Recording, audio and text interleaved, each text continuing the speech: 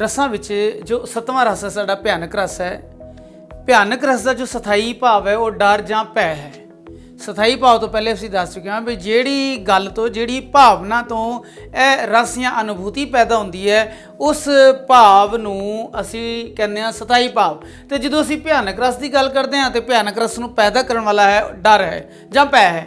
हुंदा की है किसी डरावनी या भयानक शै नूं वेखण उस दे बारे सुनन नाल मन विच एक डर एक सहम पैदा होंदा है जिस नाल एक अनुभव पैदा होंदा है। अनुभव किस तरह पैदा होंदा है कि बंदे नूं रोमांच आंदा है, उस तो अलावा कंबनी छिड़दी है, दिल धड़कदा बड़ी जोर दी और पसीना पसीना हो जाता, बंदा घबरा के रंग उड़ जाता है, बंदा चीका मारदा या रोंदा है जां उहदे अंग फड़कने हिलने या कंबना शुरू हो जाता है। ऐसी अवस्था विच लक्षण पैदा होंदे हैं। इसदा मतलब भयानक रस का अनुभव हो रहा है।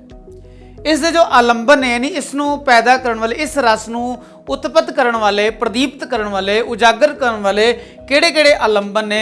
किसी शेर नूं देखना, सप नूं देख के मन च सहम पैदा होना, या घोर बियाबान च डर जाना, या भूतां प्रेतां की कल्पना करके उन्होंने वेख के डर जाना, जां फिर जंग के मैदान में दुश्मन नूं देख के भयभीत हो जाना। यह जो भयभीत वाली जो मानसिक अवस्था है इसका मतलब भयानक रस की उत्पत्ति हो चुकी है। क्योंकि असीं साहित्य की गल कर रहे हैं, क्योंकि असीं विशेष करके काव्य शास्त्र की या कविता की गल कर रहे हैं, इस करके जो कवि है या जो नाटककार है वो दृश्य विच ऐसी समग्री पेश करता है जिसनूं पढ़ के, जिसनूं वेख के, जिसनूं सुन के, क्योंकि साहित्य नूं जां तां पढ़िया जाता है जां सामने स्क्रीन ते या स्टेज ते वेखिया जाता है जां फिर उसनूं किसी कोलों सुनिया जाता है। यानी उस रचना नूं किसी कवि दी या साहित्यकार या नाटककार की लिखी रचना नूं पढ़ के जो मन विच भै दा संचार हुंदा है, क्योंकि उसका जो वायुमंडल है उस कविता विच उस वायुमंडल ने ऐसा प्रभाव बनाता है कि जो दर्शक या श्रोता या पाठक उसके मन विच भयानक रस दी यानी इत्थे यह जो भयानक दा अनुभव है यह भी एक रस दिंदा है।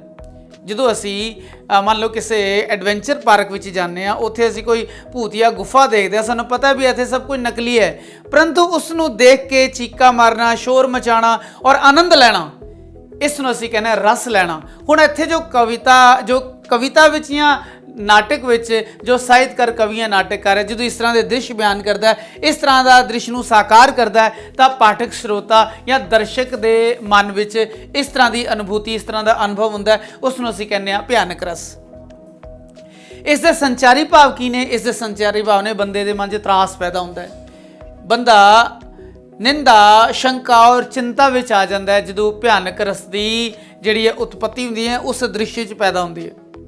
हुण ऐसे काफ़ी सारे जो उदाहरण मैं पहले भी कहा सी, नजाबत की वार हो गई जब असीं 20 रस किया है, जां फिर असीं हुण भयानक रस कर रहे हैं, या असीं रौद्र रस किया सी, उस काफ़ी सारे जो उदाहरण ने वो गुरु गोबिंद सिंह जी रचित चंडी की वार विचों, उन्हां दे साहित्य विचों, जां फिर नजाबत की वार विचों, जां फिर शाह मुहम्मद के जंगनामे ਸਿੰਘਾਂ ते फिरंगियां विचों, इसके बड़े सारे उदाहरण ने। असीं जो अगला उदाहरण है भयानक रस का, यह भी असीं नजाबत की वार विचों लिया जो नादिर शाह हिंदुस्तान ते हमला करता तो जंग के मैदान कितना भयानक दृश्य पेश हो जाता है।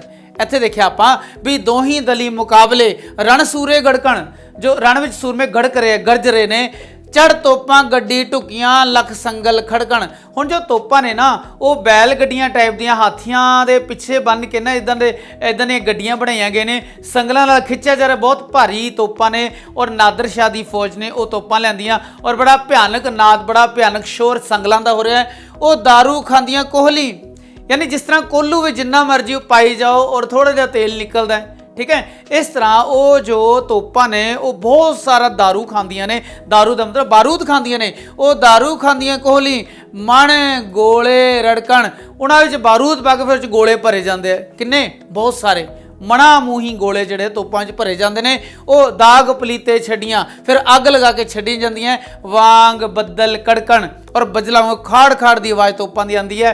यह एक भयानक रस है जो जंग मचिया होया, जो जंग एकदम गर्म है, उस समय जो दृश्य है, इसनूं असीं 20 रस विच भी लै सकते हैं, इसनूं असीं थोड़ा जिहा अगले जो पैरे ने उसनूं रौद्र रस विच भी लै सकते हैं, पर इत्थे जो 2 लाइनां ने यह जंग के मैदान का भयानक रस पैदा हुंदा है, इसनूं पढ़ के भयानक अनुभव हुंदा है। उस तो बाद ਗੁਰੂ ਨਾਨਕ ਦੇਵ ਜੀ ਬਾਰੇ ਦੱਸਿਆ ਸੀ। ਗੁਰੂ ਨਾਨਕ ਸਾਹਿਬ ਨੇ ਜਦੋਂ ਬਾਬਰ ਦਾ ਹਮਲਾ ਹੋਇਆ ਉਸ ਸਮੇਂ 4 ਸ਼ਬਦ ਲਿਖਿਆ ਹੈ। ਉਹਨਾਂ 4 ਸ਼ਬਦ ਜੋ ਪੂਰਾ ਸ਼ਬਦ ਹੈ ਨਾ, ਉਹ ਭਿਆਨਕ ਰਸ ਨੂੰ ਪ੍ਰਦੀਪਤ ਕਰਦਾ ਹੈ। ਭਿਆਨਕ ਰਸ ਨਹੀਂ, ਉਸ ਸਮੇਂ ਜੰਗ ਦੇ ਮੈਦਾਨ ਵਿੱਚ ਜਾਂ ਹਮਲੇ ਦੇ ਦੌਰਾਨ, ਬਾਬਰ ਦੇ ਹਮਲੇ ਦੇ ਦੌਰਾਨ ਕਿਸ ਤਰ੍ਹਾਂ ਦੇ ਲੋਕਾਂ ਦੇ ਅੰਦਰ ਦਹਿਸ਼ਤ ਸੀ, ਉਸ ਦਾ ਜ਼ਿਕਰ ਹੈ। ਇੱਕ ਹਿੰਦਵਾਣੀ, ਅਵਰ ਤੁਰਕਾਣੀ, ਭਟਿਆਣੀ, ਠਕੁਰਾਣੀ, ਇਹ ਸਾਰੀਆਂ ਜਾਤਾਂ ਦੇ ਨਾਮ ਨੇ ਵੀ ਉਹ ਜੋ ਬੰਦੇ ਤੇ ਮਾਰ ਦਿੱਤੇ ਗਏ।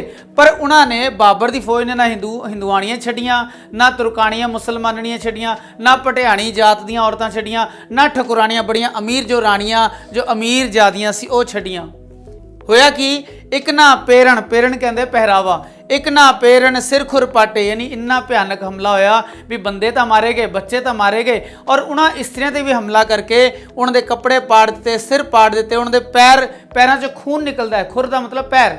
ਇੱਕ ਨਾ ਪੇਰਣ ਸਿਰ ਖੁਰ ਪਾਟੇ, ਇੱਕ ਨਾ ਵਾਸ ਮਸਾਣੀ। ਕਈ ਤਾਂ ਡਰਦੀਆਂ ਮਾਰਾਂ ਜੰਗਲਾਂ ਵਿੱਚ ਜਾਂ ਸ਼ਮਸ਼ਾਨ ਘਾਟਾਂ ਵਿੱਚ ਜਾ ਕੇ, ਕਬਰਿਸਤਾਨਾਂ ਵਿੱਚ ਜਾ ਕੇ ਬੈਠ ਗਈਆਂ, ਕਿਉਂਕਿ ਉੱਥੇ ਹਮਲਾ ਨਹੀਂ ਹੋ ਸਕਦਾ ਸੀ। ਇਸ ਤਰ੍ਹਾਂ ਬੜੇ ਦਹਿਸ਼ਤ ਦਾ ਮਾਹੌਲ ਹੈ। ਇਹ ਭਿਆਨਕ ਰਸ ਦੀ ਉਤਪਤੀ ਹੁੰਦੀ ਹੈ। ਜਿਨਕੇ ਬੰਕੇ ਘਰੀ ਨਾ ਆਇਆ ਤਿਨ ਕਿਉਂ ਰਹਿਣ ਵਿਹਾਣੀ। ਉਹਨਾਂ ਇਸਤਰੀਆਂ ਦੇ ਮਨ ਤੇ ਕੀ ਬੀਤਦੀ ਹੈ ਜਿਨ੍ਹਾਂ ਦੇ ਪਤੀ ਉਸ ਜੰਗ ਦੇ ਉਸ ਹਮਲੇ ਤੋਂ ਬਾਅਦ ਘਰ ਹੀ ਨਹੀਂ ਮੁੜ ਕੇ, ਉਹਨਾਂ ਦੇ ਮਨ ਤੇ ਕੀ ਬੀਤਦੀ ਹੈ। ਇਹ ਜੋ ਦ੍ਰਿਸ਼ ਹੈ ਪੂਰੇ ਸ਼ਬਦ ਦਾ, ਇਸ ਨੂੰ ਅਸੀਂ ਭਿਆਨਕ ਰਸ ਦਾ ਉੱਤਮ ਨਮੂਨਾ ਕਹਿ ਸਕਦੇ ਹਾਂ। ਅਗਲਾ ਜੋ ਹੈ ਉਹ ਚੰਡੀ ਦੀ ਵਾਰ ਵਿੱਚੋਂ ਗੁਰੂ ਗੋਬਿੰਦ ਸਿੰਘ ਜੀ ਦੁਆਰਾ ਰਚਿਤ ਹੈ, ਜਿਸ ਵਿੱਚ ਚੰਡੀ ਔਰ ਮਹਿਸ਼ਾਸੁਰ ਦੀ ਫੌਜ ਦਾ ਟਕਰਾਅ ਹੁੰਦਾ ਹੈ ਔਰ ਕਿਸ ਤਰ੍ਹਾਂ ਜੰਗ ਦੇ ਮੈਦਾਨ ਵਿੱਚ ਇੱਕ ਬੜਾ ਭਿਆਨਕ ਦ੍ਰਿਸ਼ ਪੈਦਾ ਹੋ ਜਾਂਦਾ ਹੈ। ਵੱਜੇ ਢੋਲ ਨਗਾੜੇ ਦਲਾਂ ਮੁਕਾਬਲਾ, ਫਿਰ ਢੋਲ ਨਗਾੜੇ ਵੱਜਦੇ ਦੋਨਾਂ ਦਲਾਂ ਦਾ, ਦੁਰਗਾ ਦੇ ਦਲ ਦਾ ਔਰ ਮਹਿਸ਼ਾਸੁਰ ਦੀ ਰਾਖਸ਼ਾਂ ਦੀ ਫੌਜ ਦਾ ਆਪਸ ਟਕਰਾਅ ਸ਼ੁਰੂ ਹੋ ਜਾਂਦਾ ਹੈ। ਤੀਰ ਫਿਰੇ ਰਹਿ ਬਾਰੇ ਆਮੋ ਸਾਹਮਣੇ, ਤੀਰ ਫਿਰੇ ਰਹਿ ਬਾਰੇ ਆਮੋ ਸਾਹਮਣੇ, ਵਿਚਕਾਰ ਆਮੋ ਸਾਹਮਣੇ ਬੜੇ ਭਿਆਨਕ ਛੂ ਕਰਦੇ ਤੀਰ ਚੱਲਦੇ ਨੇ। ਅਗਣਤ ਵੀਰ ਸੰਘਾਰੇ ਲੱਗਦੇ ਕੈਬਰੀ, ਉਹਨਾਂ ਕੈਬਰੀ ਯਾਨੀ ਤੀਰਾਂ, ਉਹਨਾਂ ਤੀਰਾਂ ਨੂੰ ਲੱਗਦੇ ਸਾਰੀ ਅਣਗਿਣਤ ਵੀਰਾਂ ਦੇ ਪ੍ਰਾਣ ਨਿਕਲ ਗਏ। ਡਿੱਗੇ ਜਾਣ ਮੁਨਾਰੇ ਮਾਰੇ ਬਿਜਦੇ, ਬਿਜ ਕਹਿੰਦੇ ਬਿਜਲੀ, ਜਿੱਦਾਂ ਆਕਾਸ਼ ਤੋਂ ਬਿਜਲੀ ਚਮਕਦੀ ਹੈ, ਕਿਸੇ ਦਰਖਤ ਤੇ ਪੈਂਦੀ ਹੈ, ਕਿਸੇ ਮੀਨਾਰ ਤੇ ਪੈਂਦੀ ਹੈ ਤੇ ਉਹ ਢਹਿ ਢੇਰੀ ਹੋ ਜਾਂਦੀ ਹੈ। ਇਸ ਤਰ੍ਹਾਂ ਉਹਨਾਂ ਤੀਰਾਂ ਦੀ ਬਰਖਾ ਨਾਲ, ਤੀਰਾਂ ਦੀ ਮਾਰ ਦੇ ਨਾਲ ਜੋ ਦੁਸ਼ਮਣ ਫੌਜ ਹੈ, ਜੋ ਮਹਿਸ਼ਾਸੁਰ ਦੀ ਫੌਜ ਦੇ ਜੋ ਜਾਂਬਾਜ਼ ਸਿਪਾਹੀ ਨੇ, ਜੋ ਰਾਖਸ਼ ਨੇ, ਉਹ ਮਾਰੇ ਜਾ ਰਹੇ ਨੇ। ਖੁੱਲੀ ਵਾਲੀ ਦੈਂਤ ਅਹਾੜੇ ਸਭੇ ਸੁਰਮੇ। ਹੁਣ ਜੋ ਖੁੱਲੇ ਵਾਲਾਂ ਵਾਲੇ ਜੋ ਦਾਨਵ ਹੈ, ਜਟਾਵਾਂ ਵਾਲੇ, ਉਹ ਜੰਗ ਦੇ ਮੈਦਾਨ ਵਿੱਚ ਫਿਰ ਰਹੇ ਨੇ, ਘੁੰਮ ਰਹੇ ਨੇ, ਉੱਥੇ ਮਰੇ ਪਏ ਨੇ। ਸੁੱਤੇ ਜਾਣ ਜਟਾਲੇ ਭੰਗਾਂ ਖਾ ਕੇ, ਜਿਸ ਤਰ੍ਹਾਂ ਜਟਾਂ ਵਾਲੇ ਸਾਧੂ ਭੰਗ ਖਾ ਕੇ ਕਿਸੇ ਜ਼ਮੀਨ ਤੇ ਮਿੱਟੀ 'ਚ ਜਿਹੜੇ ਨੇ ਉਹ ਲੋਟਦੇ ਨੇ, ਯਾਨੀ ਉੱਥੇ ਰੁਲਦੇ ਨੇ। ਇਸ ਤਰ੍ਹਾਂ ਜੰਗ ਦੇ ਮੈਦਾਨ ਵਿੱਚ ਦੋਨਾਂ ਦਲਾਂ ਦੇ ਜੋ ਫੌਜੀ ਨੇ, ਜੋ ਸੂਰਮੇ ਨੇ, ਉਹ ਜੰਗ ਦੇ ਮੈਦਾਨ ਵਿੱਚ ਮਿੱਟੀ ਵਿੱਚ ਰੁਲ ਰਹੇ ਨੇ। ਇਸ ਤਰ੍ਹਾਂ ਇਹਨਾਂ ਸਤਰਾਂ ਵਿੱਚ, ਇਹਨਾਂ ਤਿੰਨੋਂ ਉਦਾਹਰਣਾਂ ਵਿੱਚ ਜੰਗ ਦੇ ਮੈਦਾਨ ਦਾ ਦ੍ਰਿਸ਼ ਹੈ, ਜਿਸ ਵਿੱਚ ਇੱਕ ਭਿਆਨਕ ਰਸ ਦੀ ਸਿਰਜਣਾ ਇਹਨਾਂ ਮਹਾਨ ਸਾਹਿਤਕਾਰਾਂ ਨੇ ਕੀਤੀ ਹੈ।